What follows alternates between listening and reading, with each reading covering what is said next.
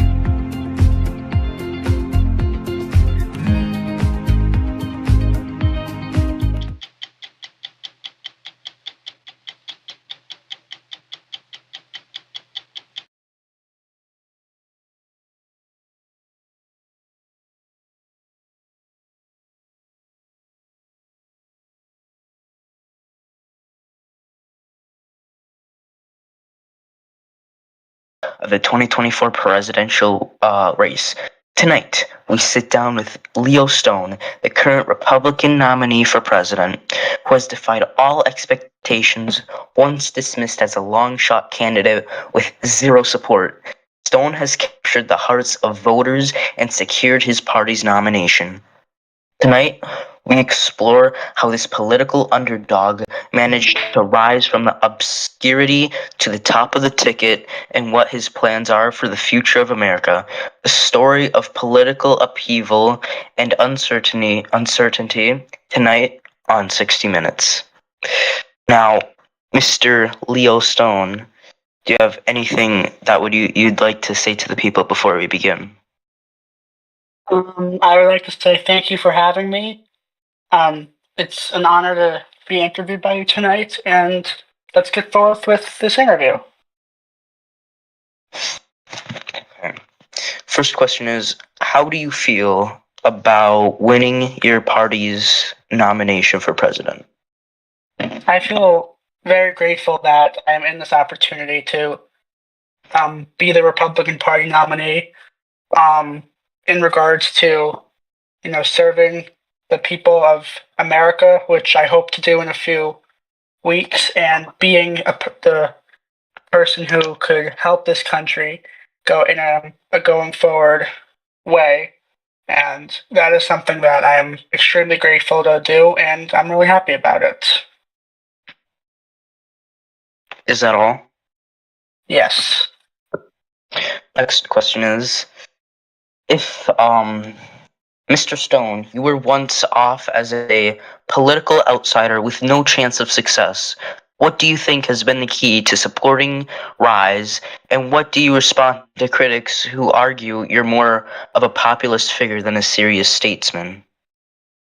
Well, the key to getting all of the support, in my opinion, is that the debate I had on Saturday night. I think, that debate really changed the state of the race, and it was an extremely successful debate for the Stone campaign.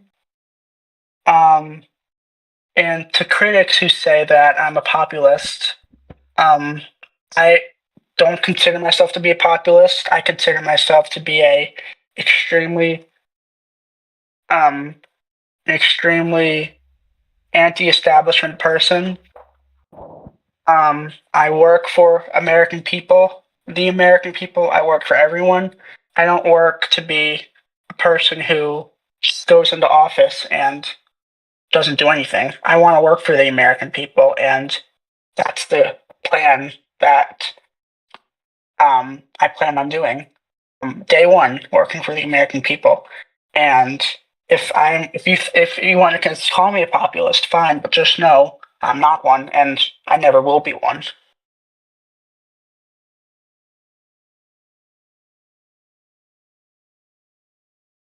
Is that it? Yes. Okay, next question is, you were once considered a long shot with absolutely no support. What do you believe was the turning point that propelled you from obscurity to the Republican nomination? I believe I just answered that question, but it was the debate I had with Senator Blumenthal on Saturday night. I think the debate performance was really good. Like, probably one of the best debate performances I've ever done, in my opinion.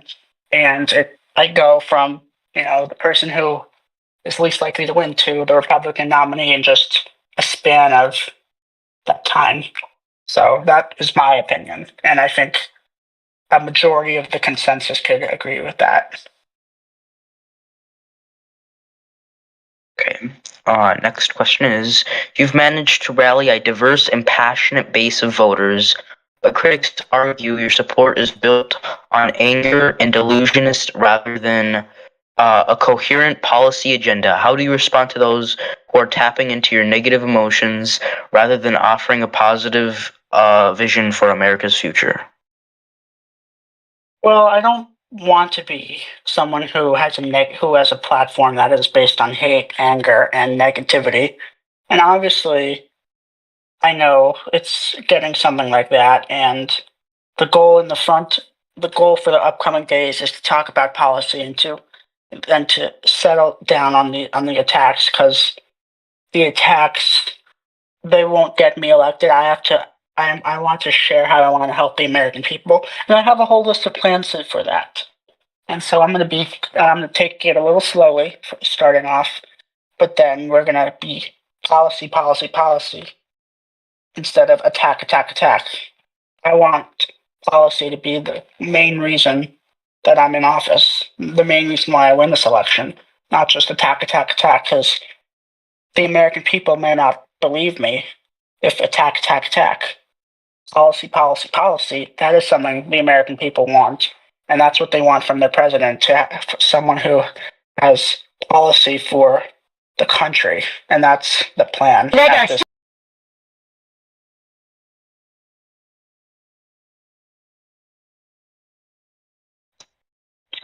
Continuing, your candidacy has been compared to something that is like a good comeback in terms of style and rhetoric. Do you see yourself as a continuation of his or your political legacy, or do you intend to take the party in a different direction altogether? Well, in regards to my past, I am ashamed of my past. That is, what I did was wrong. It wasn't the right thing for America. And in terms of taking the party into a different direction, I think the party is already in an extremely good position where we're at right now. I don't believe that we have to move the party in a different direction because we have a good leadership, we have a good we have a good chair, we are extremely organized, and if the party for some whatever reason has to be going in a different direction, there is no need for that. And so I'm thrilled about the state of the Republican Party right now, and I think a lot of Republicans are, and I think even Democrats can believe that too, that the Republican Party is in a really good position right now. And my legacy, I want my legacy ultimately to be former president of the United States, someone who built for the American people, someone who worked for the American people nonstop. And that is my goal. That's in my legacy. Okay, next question is, what are your top 3 policy priorities if you win the presidency? How do you plan to address the nation's deepening political polarization and unite a divided America? I want to unite America, start uniting America from day one. To address these polarization concerns, I will be working bipartisanly. I am a bipartisan person. I want to work bipartisanly because we can't get anything done if we're not bipartisan. Because, again, what I've said in the past, I will only sign things that is in the benefit of the American people. And so if I sign things that are too conservative, that doesn't help the American people.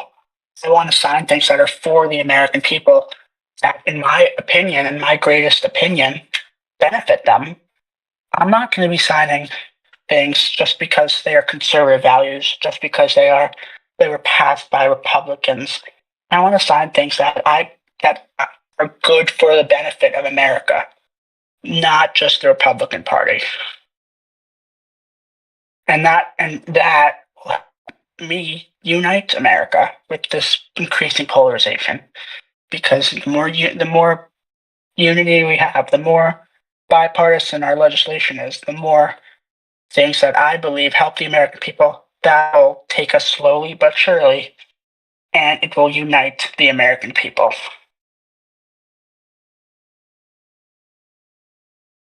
Is that it? Yes. Okay.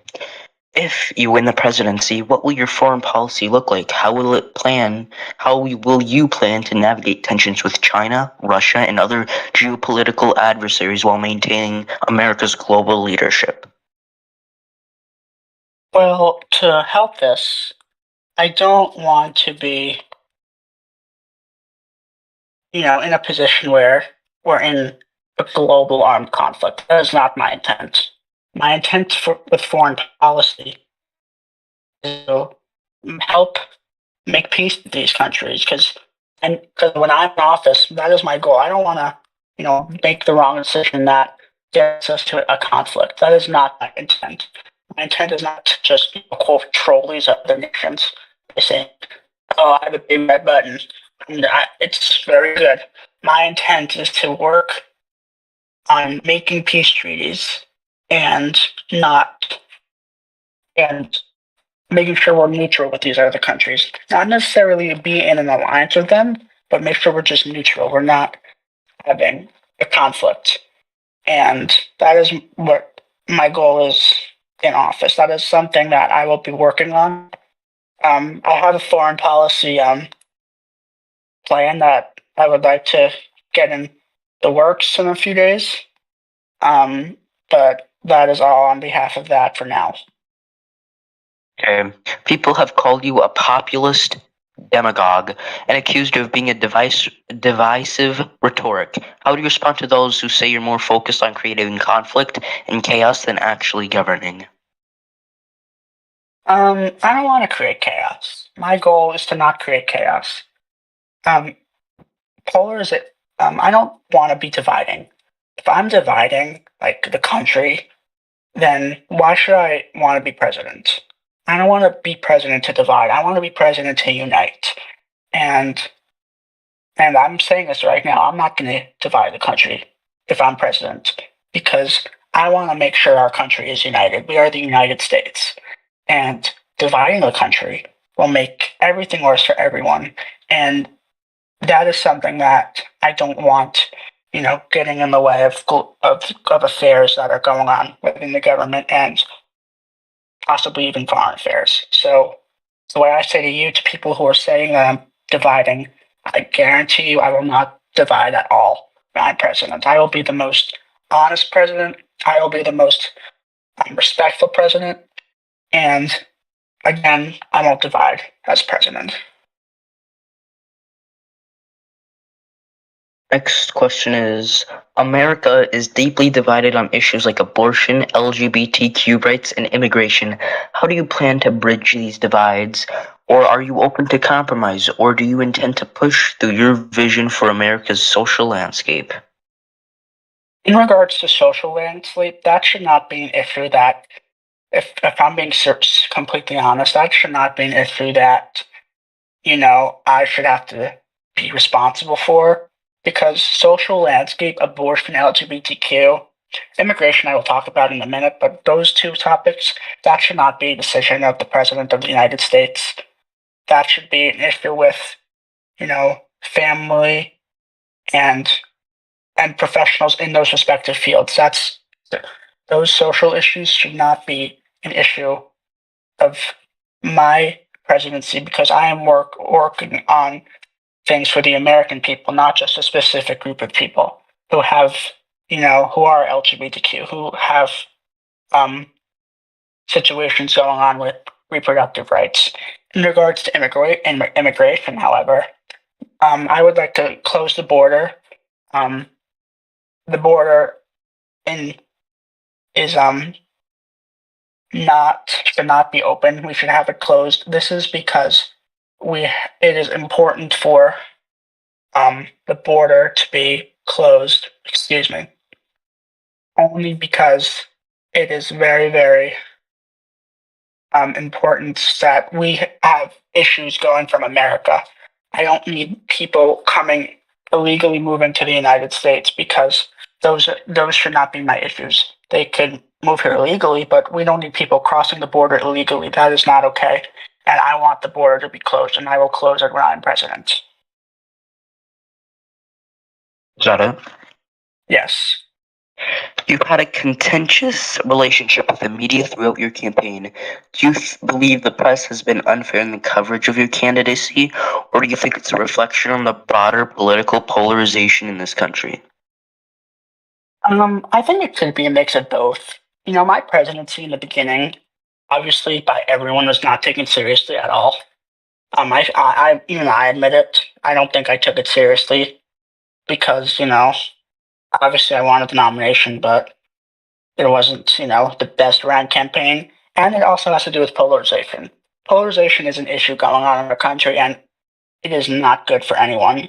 And so, what I will do, and so this is obviously a direct reflection of the media and everything that is going on. The tensions in the House. You've been seeing the legislative branch announcements. There's a lot of tension going on there. The White House, obviously, the White House is not doing too bad. I actually agree with a lot of the White House's positions right now. Maybe if the president was more active and more um, better in regards to handling things, then the White House would be good. But currently, what I agree with a lot of positions, the same positions as the president, and that's what I believe is very important for our country.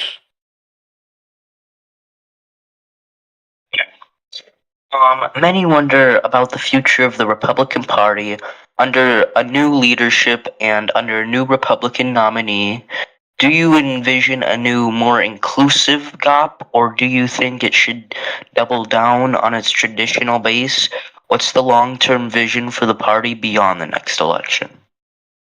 Um, I want the GOP to be inclusive because the GOP, everyone is welcome in the GOP.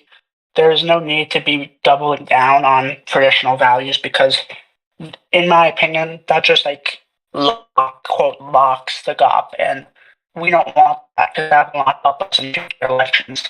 The GOP has to be inclusive for everyone, and that is extremely important to me and to other members of the GOP because we've spoken about this before.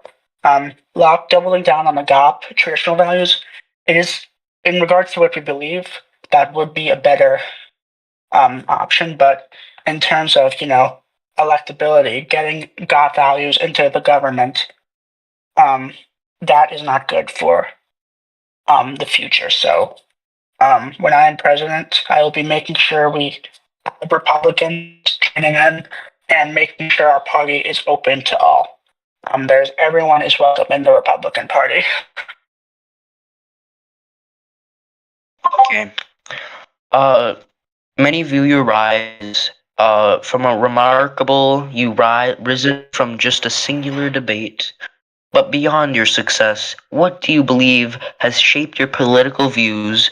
Where there are moments in your life or career that you feel define who you are today as a leader?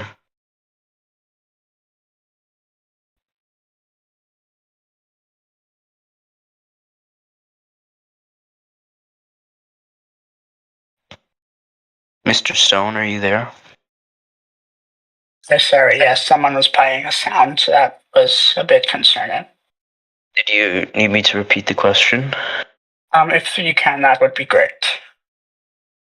Um, Many view your rise as a remarkable story as you've risen up from just a singular debate, but beyond your success, what do you believe has shaped your political views? Were there moments in your life or career that you feel define you as you are today as a leader? Biggie, can't you see? Boys out there all up on the leash.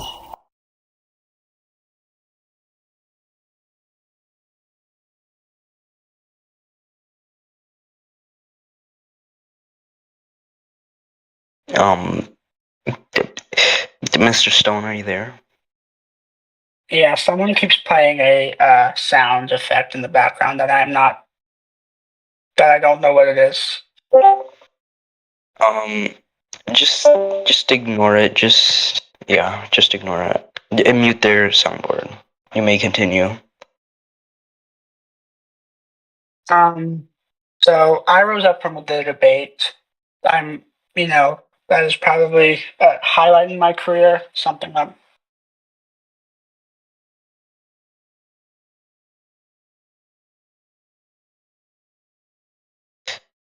Mr. Stone, as I've said, you can mute their soundboards.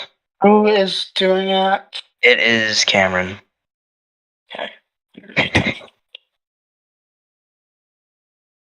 Okay. Um. So can you please repeat? Can you please repeat the question one more time? Okay.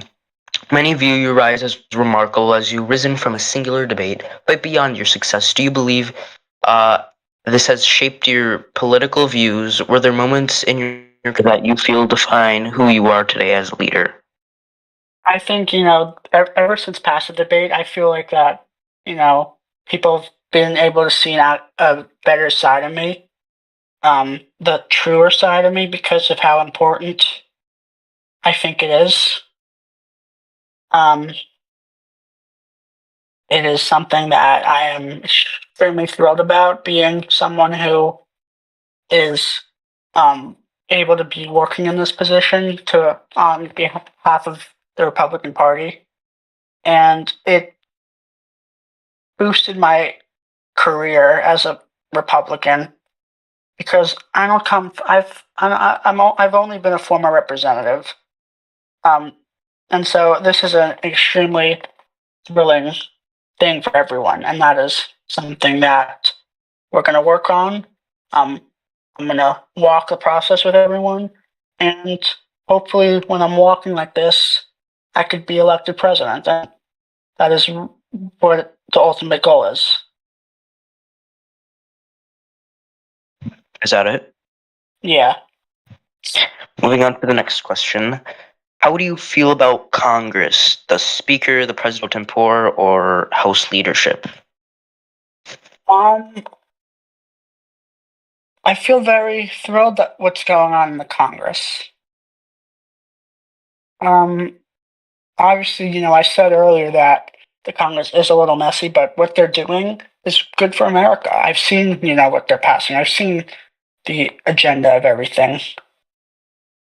And so I feel very thrilled that, and I think that Congress should continue what they're doing, and that everyone in Congress can continue. Merry Christmas.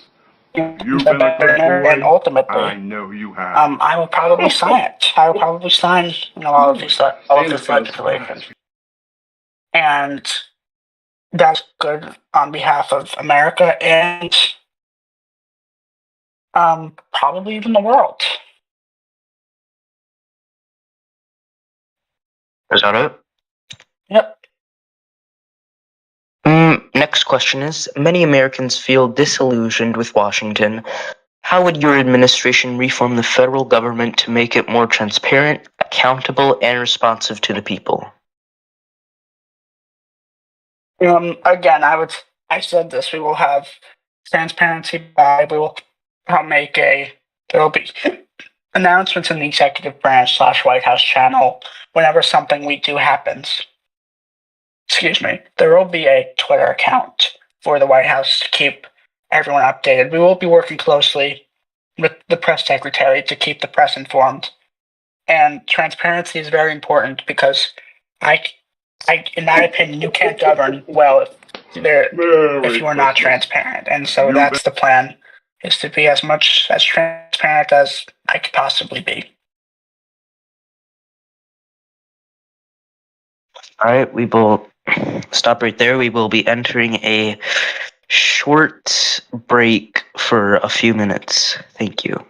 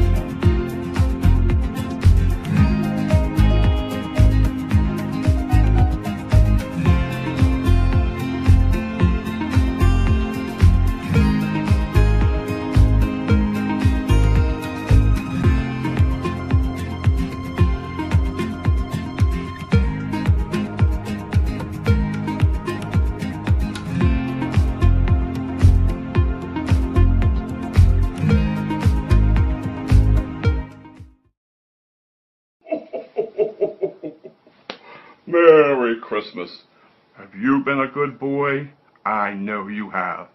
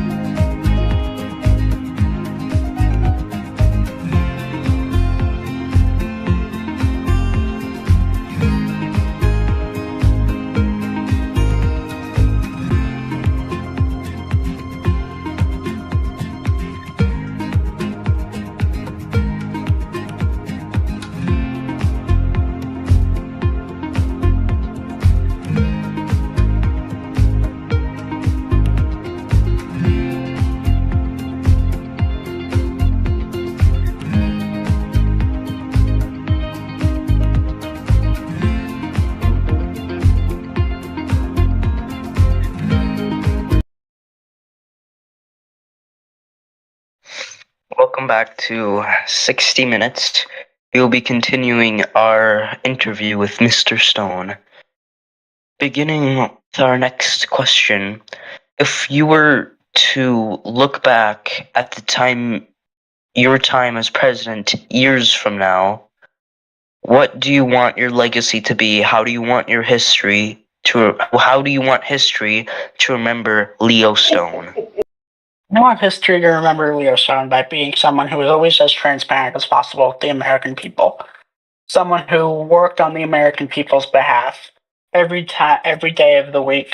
Someone who left a mark on the American people that made America better, stronger, and greater than ever. And that's the qualities you want in a president. And so when I leave the White House, whenever that time comes, I want America to know that I try my best to work for them, to help them. And that is the goal that anyone should want with the president. And that is my goal when I am president. Next question is moving back to Congress.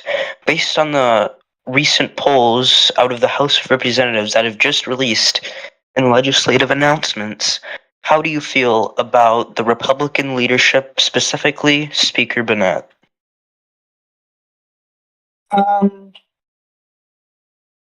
Speaker Bennett, Bennett is an extremely great person.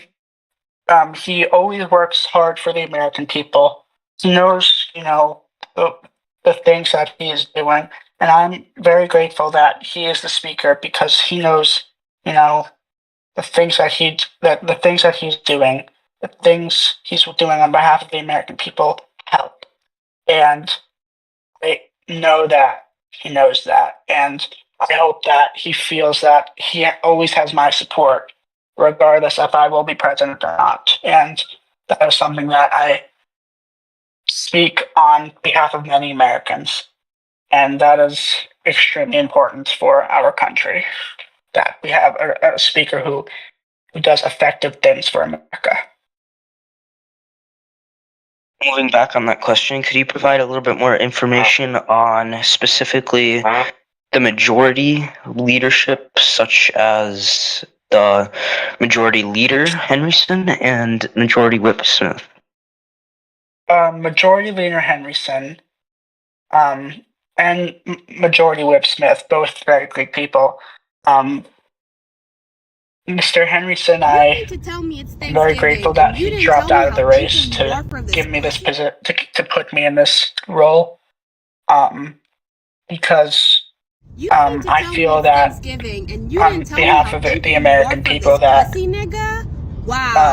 he did it for the American people because he knew that I would be the best candidate in this cycle for Republicans. And so I will always support Mr. Henryson. If he is whip, if he is leader, if he is speaker, I will always support him. And same goes for my majority leader, Michael Smith. Really smart person. I agree with a lot of their policies. I agree with what they're doing for America. And that is something that Republicans should unite on is that the work for him is very good.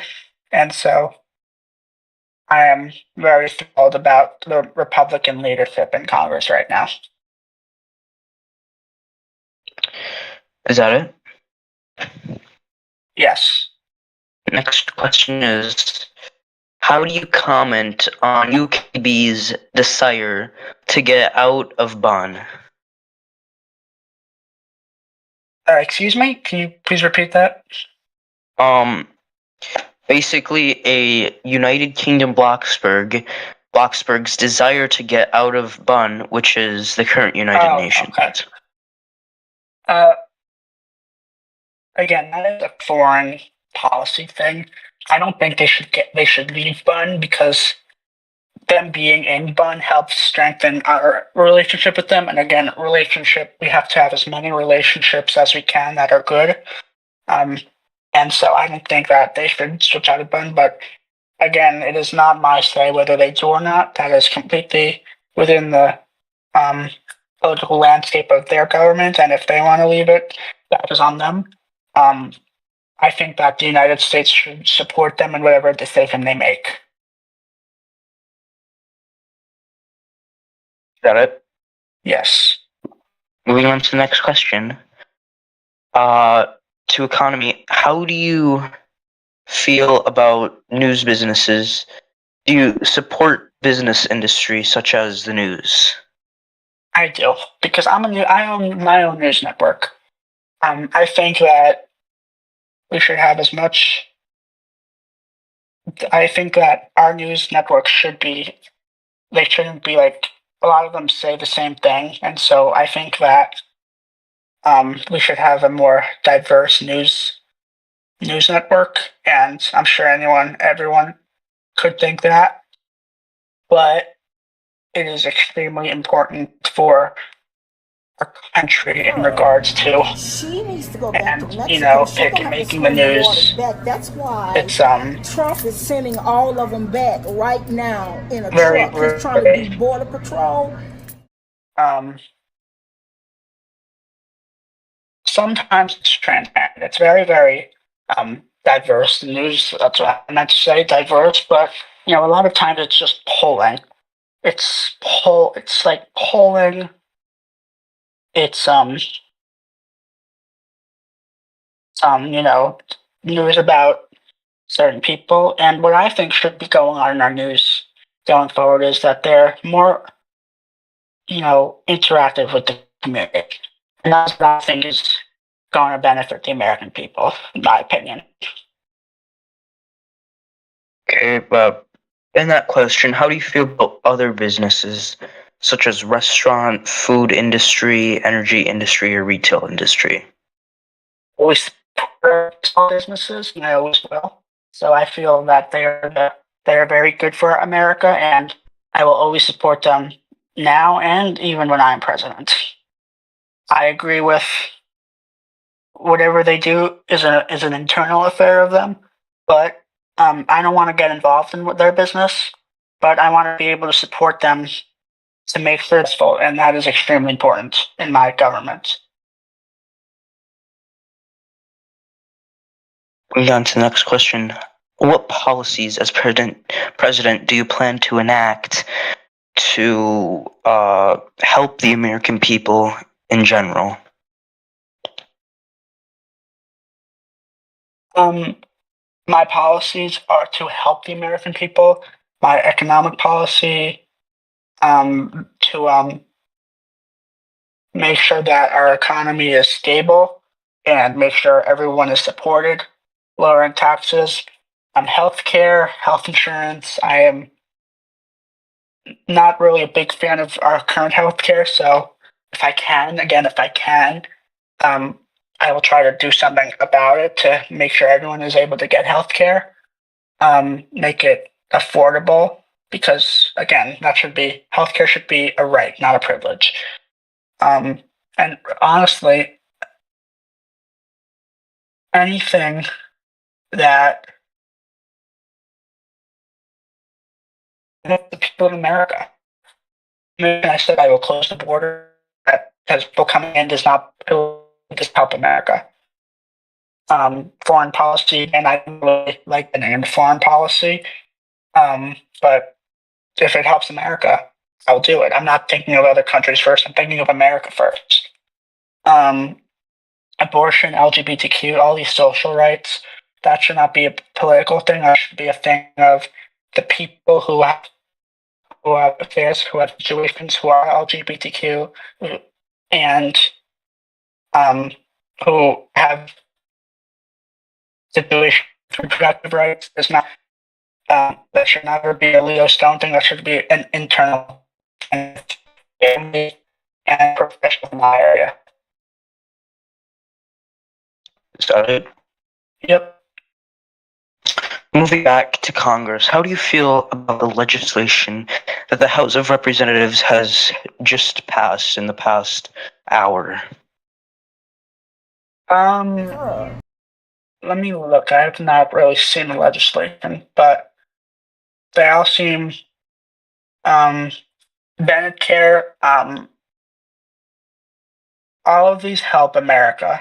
Like I can read Bennett care right now. All of these, I would sign Bennett care, no problem. The Great Lakes, I would sign that. The Defend Act. Let me look at the Defend Act. I would sign the Defend Act. Local Law Enforcement Act. Yes, that is.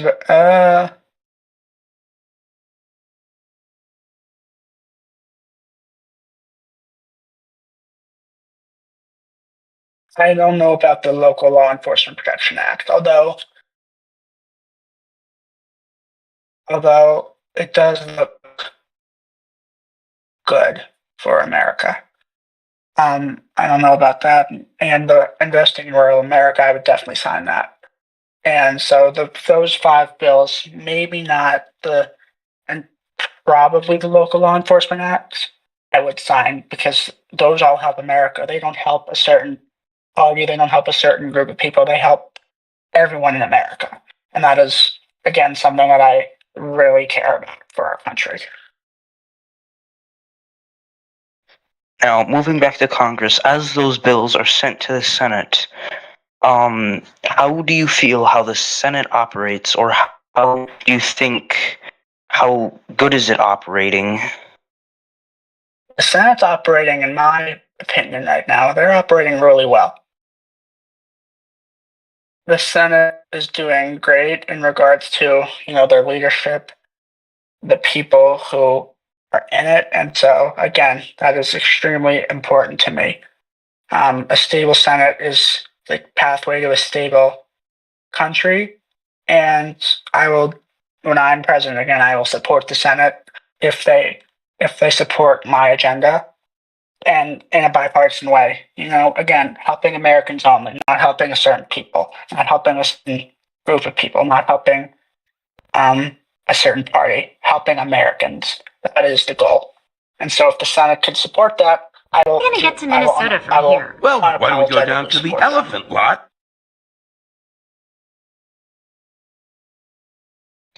Next question is, how do you feel about the executive branch under the Gonzalez administration? I think President Gonzalez has done a good job as president. But it is very, very.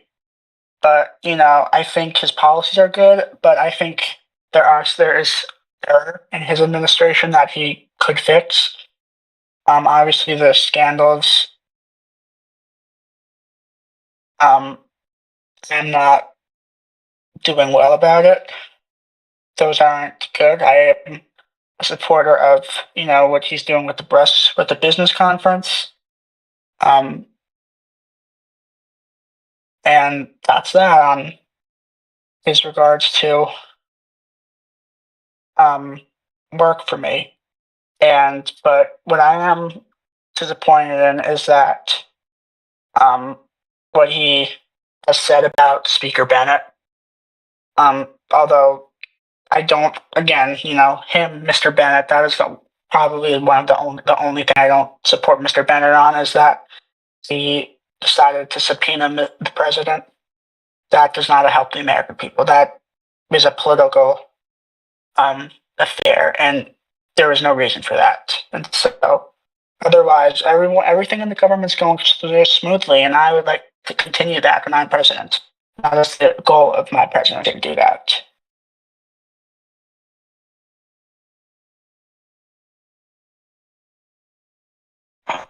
We will end the questioning there.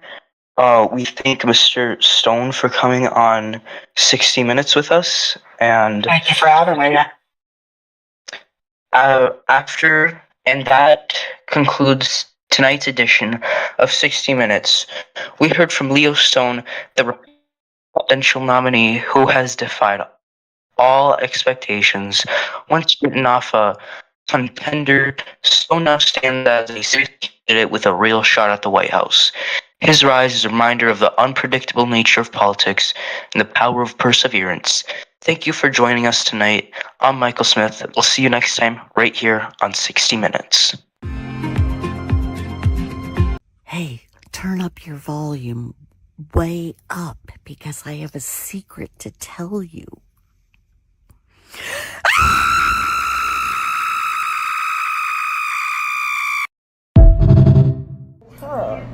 She needs to go back to Mexico. She gonna have to swim the waters back. That's why Trump is sending all of them back right now in a truck. He's trying to do border